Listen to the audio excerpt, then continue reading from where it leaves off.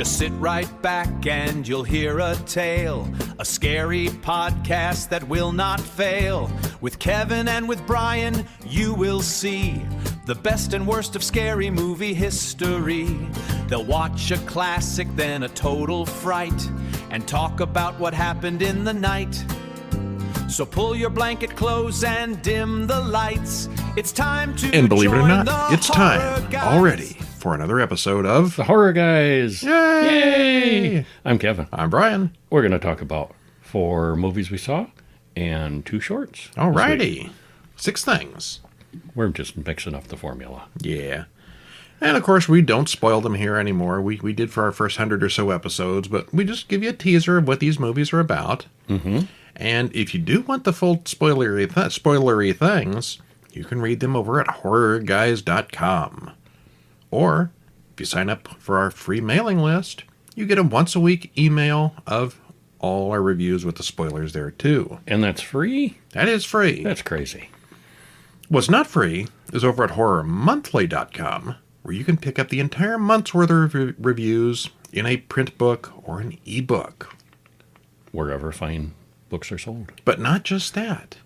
If you are a happy holder of a library card, they're all available on Hoopla, Canopy, and Libby. Nice. So you can get the ebooks.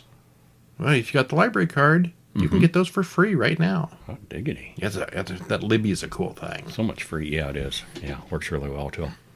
But here and now, you're listening to the podcast, so we have to talk about some movies. What will we talk about today? Well, we're going to start out with the much-discussed Backrooms. Just came out this year. That hit streaming recently. This week? Last week? Yeah. Recently. Yeah, very recently. And then we're going to watch 3 sequels to major franchises. We have Underworld Evolution. That's the second one. And Return of the Living Dead 3. That's the third one. You can tell by the title. You can tell by the number, yeah. And the Texas Chainsaw Massacre 2, which was in 1986. Long time ago. Still quite a ways after the first film. Yeah, about 9 years. Wasn't that 77? Or was it 73? Am I mixing 3 up? or 4, I believe. Oh, okay. Maybe 5. Okay. And, of course, as you said, we've got 2 short films. But first, what happened last time you found a secret room in the basement? I'm still looking. Oh. I keep pressing on the walls, and none of them seem very intangible. You got to look for They're the magic all really crack. solid. Yeah, I guess. I know. Turn the lights out. Last time you found crack in the basement, somebody got arrested. Directed by Kane Parsons. Written by Will Soodik and Kane Parsons. Stars Chiwetel Ejiofor. I said it right. Renate Reinsve, which I probably didn't say right. And Mark Duplass. Hour and 50 minutes. Trailer in the show notes. Runtime an hour and 50 minutes. Backrooms. Where things are fluorescently lit. And the poster is just a big yellow nothing. Which pretty much covers the movie. Yeah. Spoiler free. Well, the IMDb.com description says, quote, when a counselor's client vanishes into a surreal realm of infinite corridors, she is forced to journey into the abyss to bring him back, end quote.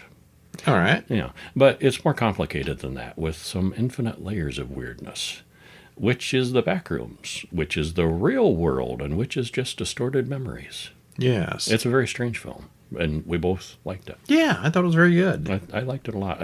I was cautiously optimistic, and I was very pessimistic going into it. I was expecting Skinamarink Part 2. I was doubtful. Oh, look, it's a bunch of empty rooms. Yeah, no, there's more to it than that. I liked it, yes. Very cool. It's 1990, so you see there's no cell phones and no internet, and everything is very low tech. Yeah. And we open on a guy filming inside an empty set of rooms. He stops in a room full of radio equipment, and he reports that he's never been this far before, and he really wants someone to come and get him.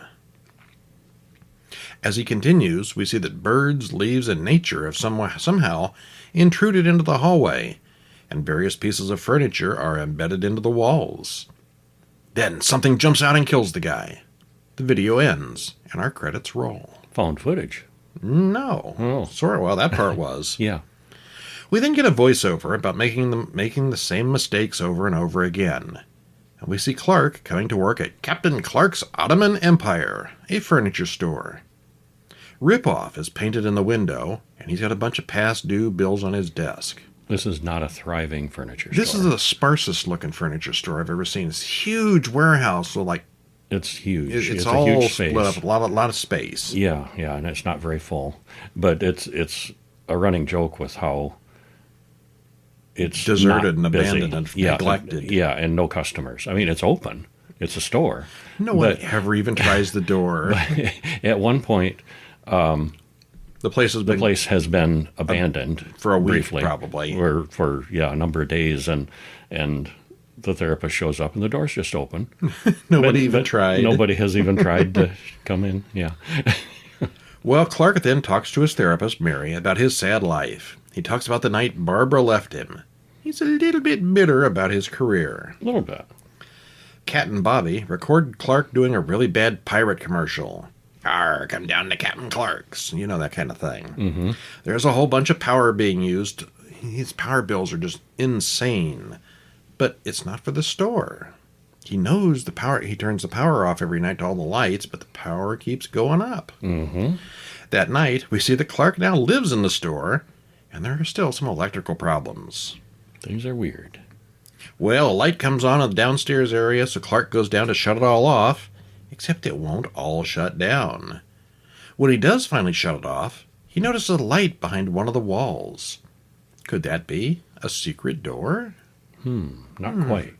Sorta not. Sorta, kinda. We'll let it go from there. Yeah. Well, if you wanted to summarize this in one word, it would be Furniture Store, the movie. Uh-huh. The whole Backrooms and liminal spaces thing on Reddit never made any sense to me, so I didn't expect much going into this. Ooh, it's liminal. No, that's an empty store at the mall. Yeah, basically. Yeah. Yeah, I was expecting something like Skinamarink, only with bigger sets. Turns out there is a whole story here, with acting and everything. Yeah, who knew? Yeah. The sets are really well done. I mean, yes, it's all a bunch of blank walls for the most part, but they're good. And it looks like it would be a fun place to explore. Until it's not. There is a horror element to it. Yeah. I was thoroughly entertained, but the ending was kind of out of nowhere and just too abrupt. I don't think that last half hour made a whole lot of sense. I didn't expect there to be an explanation, but the story just basically stops at a point. But it was far better than I thought it was going to be, and I did like it. Yeah, I liked it. I liked it too. Yeah.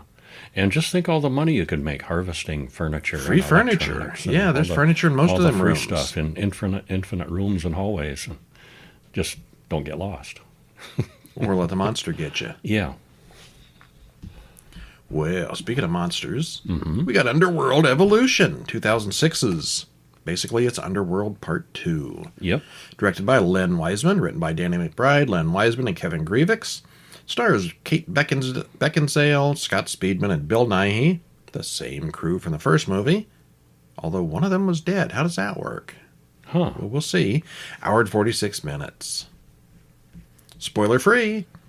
After a flashback to a battle in 1202 AD and a little narrative to catch up, this continues immediately following the first movie. The action has stepped up even more, putting the horror elements on the back burner again.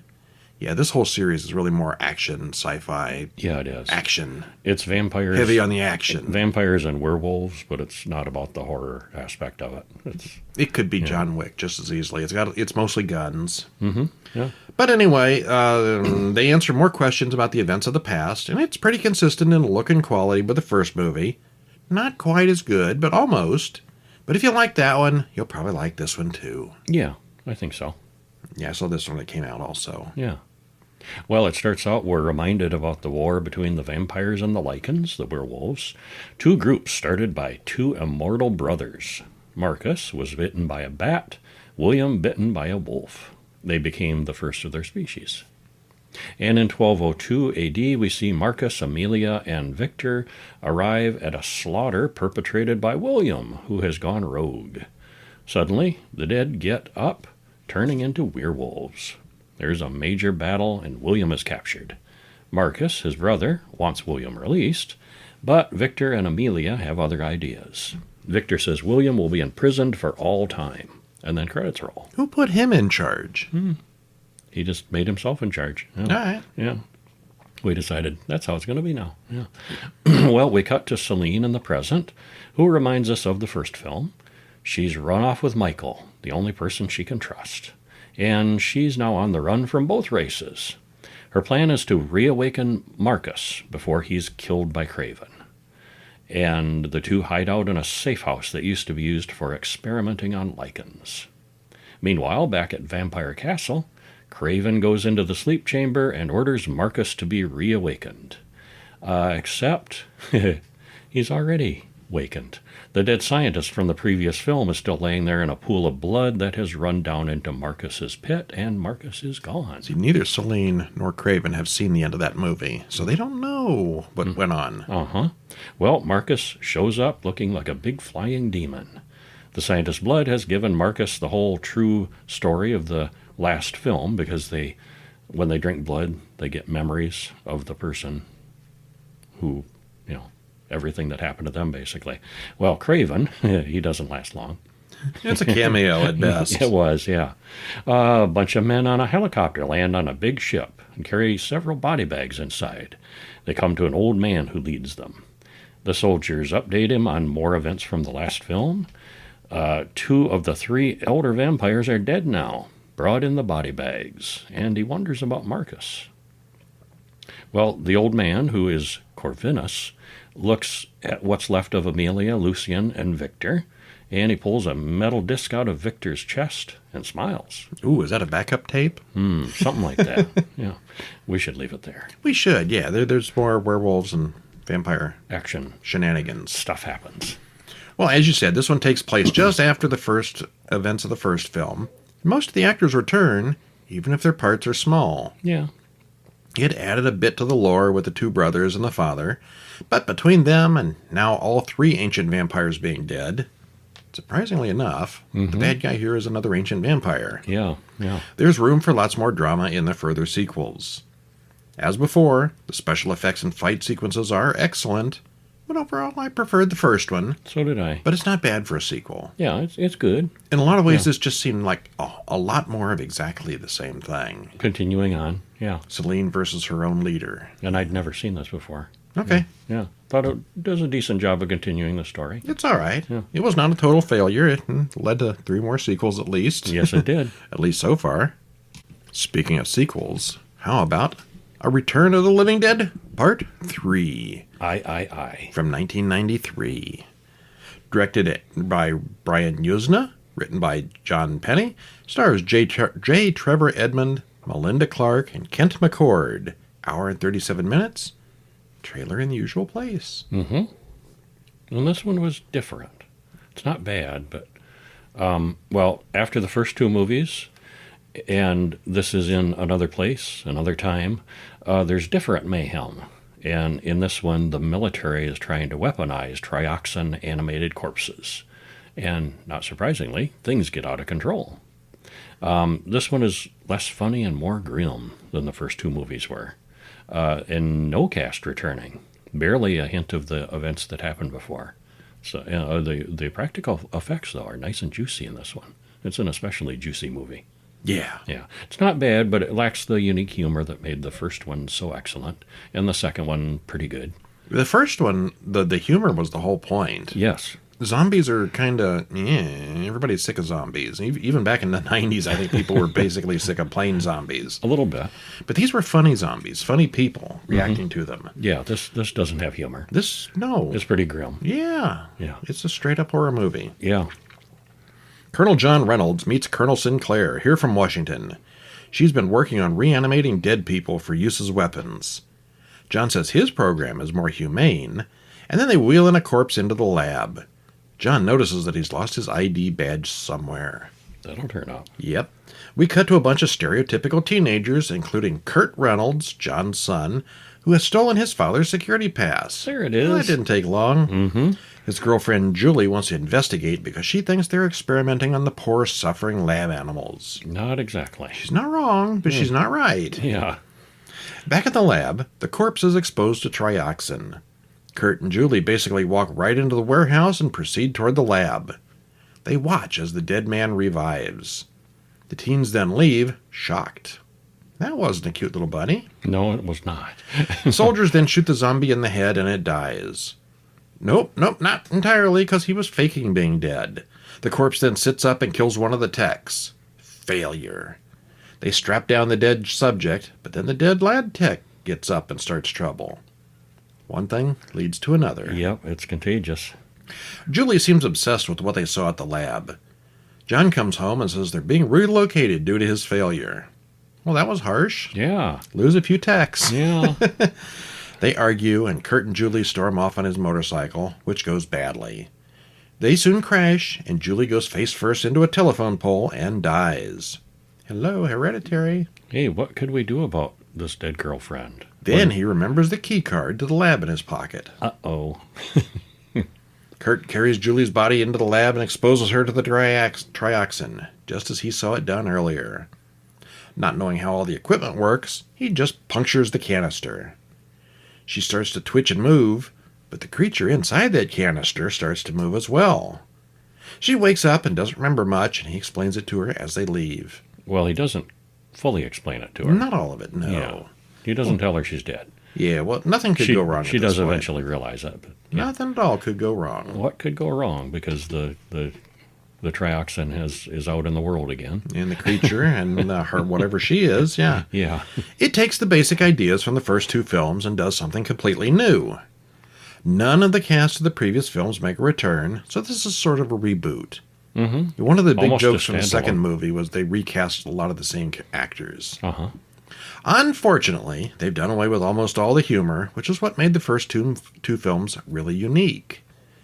As a straight-up horror movie, it's fine, but it doesn't really fit in with the crazy humor that made the first two films great. It's all right. Yeah, I mean, I was bracing myself for awfulness, but I was pleasantly surprised, actually. It's not a great film, but it's a decent original continuation of what could happen in a world with trioxin. I think there's a fourth one, isn't there? I think there might be. We may have to get that one. Yeah. Well, we will have to get that eventually. Yeah. But we don't have enough sequels to do. Oh, look what's next. What's that? It's another sequel. 1986's The Texas Chainsaw Massacre 2.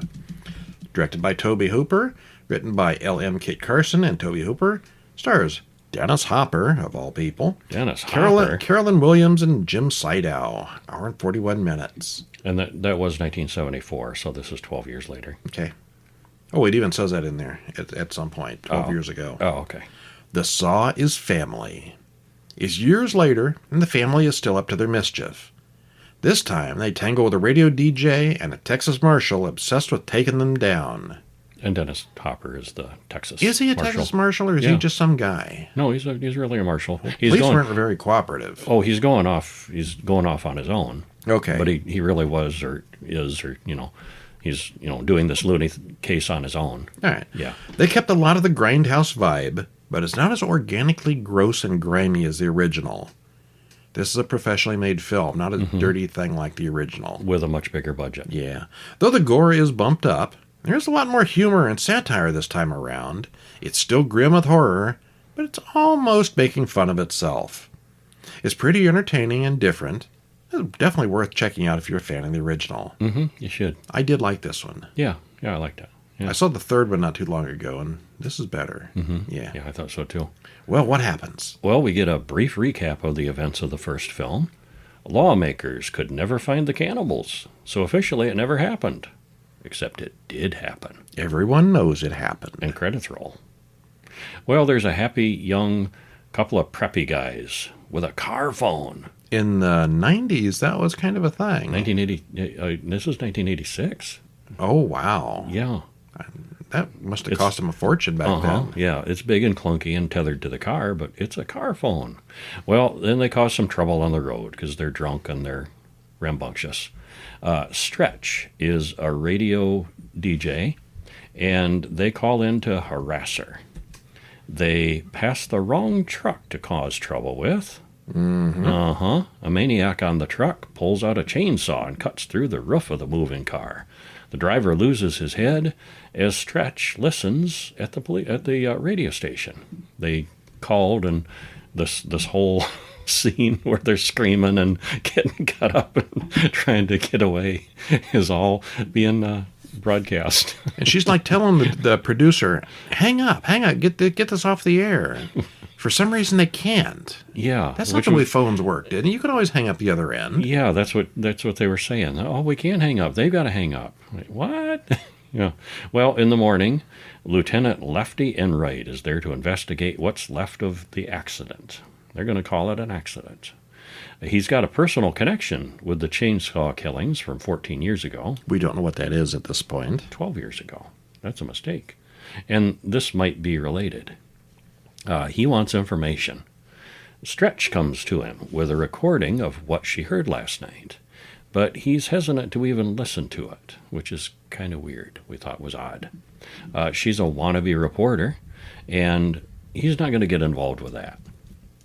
But as Stretch leaves Lefty's room, she and LG watch a chili cook-off where one of the winners is Drayton Sawyer, who seems to win an awful lot of chili cook-offs. He looks familiar. And he says, oh, yeah, it's all about the meat. This town loves prime meat. They do. Yeah. In the chili. Second year in a row that he's won. What's the secret ingredient, do you suppose? Meat. What kind of meat?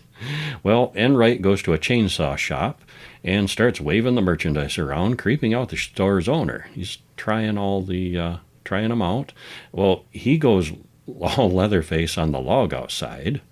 He wants a good durable one because he knows he's going to be fighting these guys probably. After, he wants to listen to Stretch's tape. He wants her to play it on her show so everyone can hear it. He thinks the killers live right here in Dallas. They've moved since the original. Yeah. Well, the cook, Drayton, gets a phone call from his family about the recording that they heard on the radio, and he's not pleased. And not long after, Stretch encounters Chop Top. He shows up at the station. He's a very strange man who claims to be a fan. Oh, very strange. He wants a tour of the radio station, and he really creeps her out. She's there by herself now. Well, suddenly, Leatherface barges in and starts chasing her around with a chainsaw. And things devolve from there. Yeah. Okay. Lefty is after him, and they're after her, and hilarity ensues. If you count screams per minute, Stretch has got to be way up there on the Scream Queen chart. She's a screamer in Oh, this. yeah. Crazy screaming. Lots of it. Like every scene. It's got most of the same elements of the first film, but this one still steers well into the over-the-top silliness territory. At Chop Top, he's a loon. Mm-hmm. He's fun. He is, yeah. Dennis Hopper, on the other hand, said this was the worst film he'd ever been in. At least until Super Mario Brothers came out. I didn't think it was that bad. I've never seen Super Mario. No, Have you? I haven't, no. Everybody says it's pretty bad. We should watch it someday. But I didn't think this was a bad movie. It's a weird movie. But his character's pretty weird. Well, he's weird. That's just Dennis Hopper. Well, I don't know. He ever win any Academy Awards or anything really classy like that? Because, I mean, he kind of specializes in playing crazy people and stuff. Yeah, well, it works. Yeah. Okay. Well, it is a weird one. It's not bad, but it's a lot more mainstream than the gritty, dirty original. And Jim Sidehow, who plays Cook here, the chili cook, he's the only cast member to return from the original. Well, he's really the only one in the family that you could see his face good. Mm-hmm. Yeah. And he died not long after, so he doesn't appear in any of the others. And they have a lair that's at a theme park. Yes, that's quite a lair. Theme park. Yeah, I like that. It's all decorated with salvage stuff and bones and lights. Lots of lights, lamps.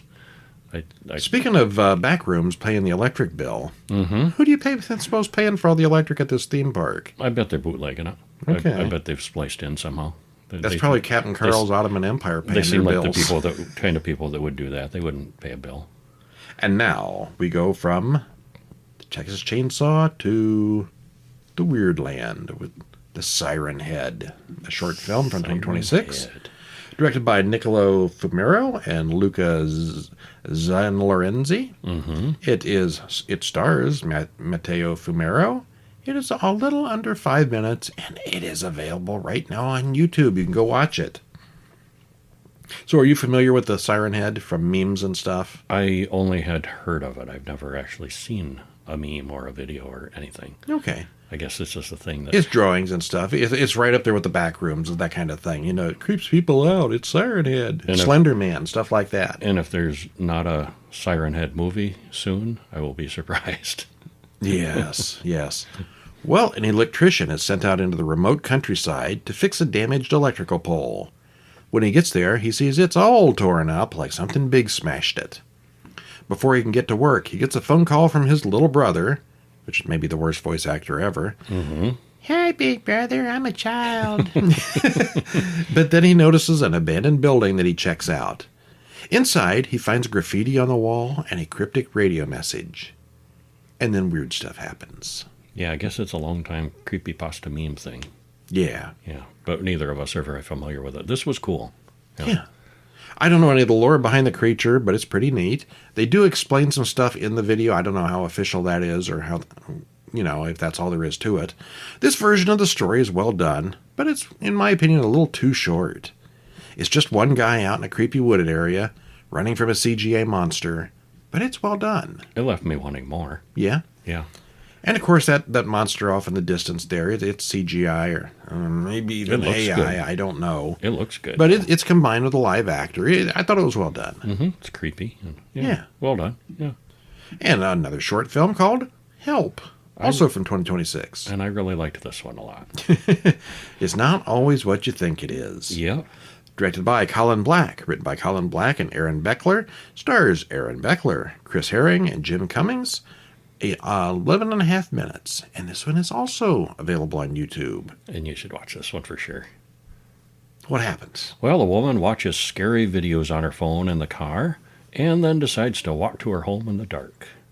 She has to walk past a house with newspapers all over the windows first, which is weird and creepy, since she lives in the back. That's kind of a weird layout. It is, yeah. Well, we see that someone's following her home. Oh, is that a zombie? It sure looks like it. And so she hides, grabs a knife, and things escalate. He comes banging on her door, and she's like across the room from the door, doesn't have it locked, and there's some funny going on there. Yeah, yeah.